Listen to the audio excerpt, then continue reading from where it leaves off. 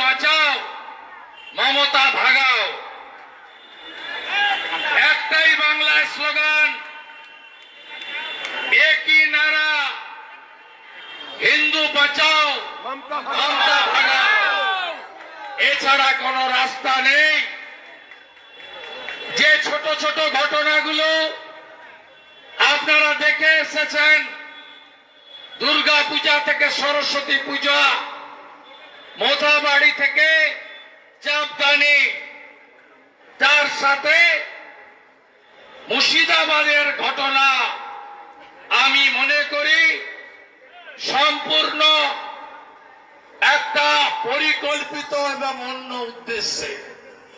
মুর্শিদাবাদের ঘটনা আইন শৃঙ্খলার অবনতি নয়, রাইট নয়, কমিউনাল ভায়োলেন্স নয়,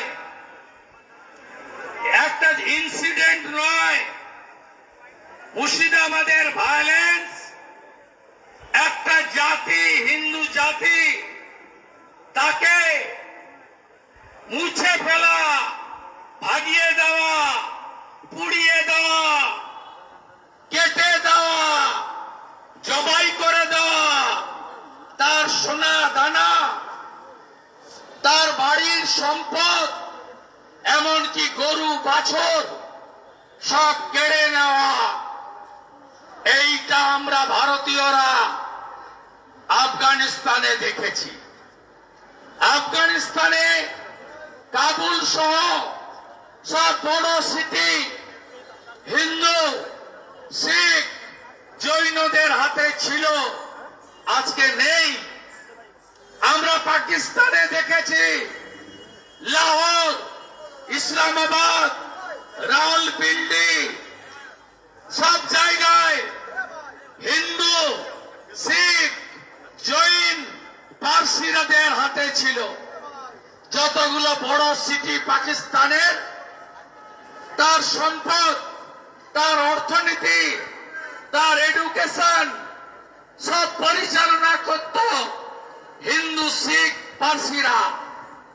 আজকে শূন্য হয়ে গেছে, 1% নিচেও নেই। আমরা এই জিনিস বাংলাদেশে দেখছি, 47-এর 33% আজকে নেমে 7%-এ।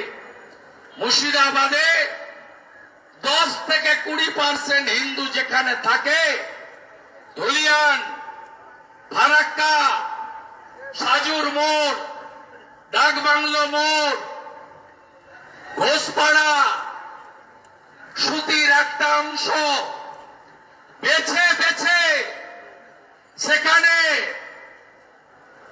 শেষ করে দেওয়া হয়েছে। এখানে বসে ভাবতে পারবেন না কি হয়েছে আর কি হচ্ছে।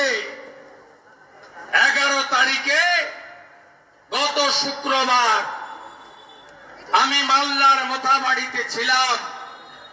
আমাকে তো এমনি ঢুকতে দেয় না, হাইকোর্ট করে যেতে হয়। ওদের বন্ধু সেলিম যায়, বাধা নেই। ওদের বিটিম শুভঙ্কর যায়, বাধা নেই। বাধা শুধুমাত্র বিজেপি আর বিরোধী দলনেতা হলে তো কথাই নেই।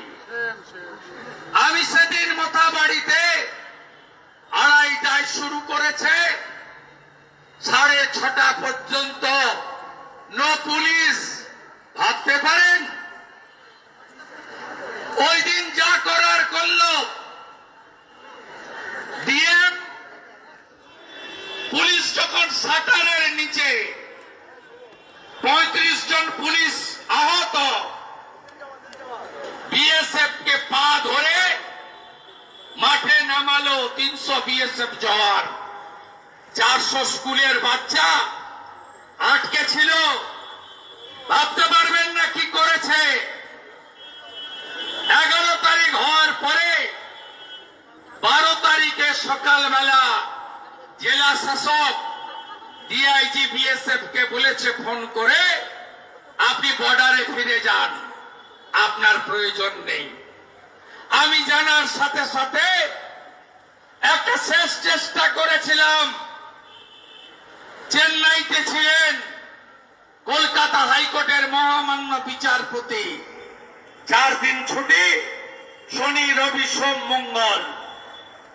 অসম্ভবকে সম্ভব করে বেলা 12টার সময় স্পেশাল বেঞ্চ ফরমেশন করেছেন honourable chief justice Kolkata high court. 4:30টায় শুনানি, রাজ্য সরকার বাধা দিয়েছে, শোনেনি কলকাতা হাইকোর্ট। কলকাতা হাইকোর্টের কাছে আমরা যারা মানবতার পক্ষে লড়ি, বিশেষ করে মুর্শিদাবাদের হিন্দু সমাজ কৃতজ্ঞ থাকবেন যতদিন দেহে প্রাণ থাকবে। তারা সন্ধ্যের মধ্যে প্যারামিলিটারি ফোর্স নামিয়ে 13 তারিখ থেকে এলাকা ঠান্ডা করেছেন। এটা টেম্পোরারি।